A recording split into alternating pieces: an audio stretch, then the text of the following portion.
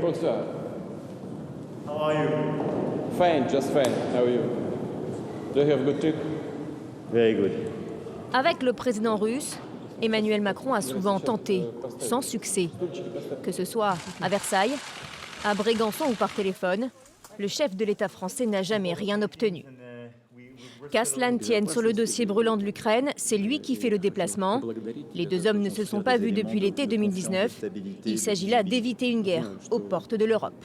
Mais alors, que peut-il vraiment obtenir ? En termes diplomatiques, on parle de signaux de désescalade. En clair, des signes de bonne volonté pour faire retomber la tension, alors que plus de 100 000 soldats russes multiplient les manœuvres aux frontières de l'Ukraine. Je vois que les autorités présentes, le président français, font de gros efforts pour régler la crise relative à la sécurité européenne.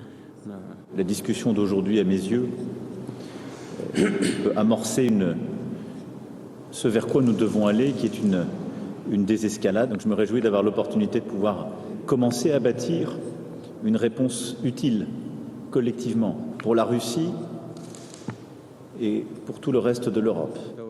La mission du président français est donc risquée, digne d'un funambule. Déjà, c'est le premier dirigeant occidental de premier plan à rencontrer le maître du Kremlin depuis l'accroissement des tensions en décembre. Et ce n'est pas tout, il sera ce mardi en Ukraine, aux côtés du président Zelensky. Mais tout cela se fait sans un mandat clair de l'Europe. Sa présidence du Conseil de l'Union européenne ne lui donne pas un titre de diplomate en chef.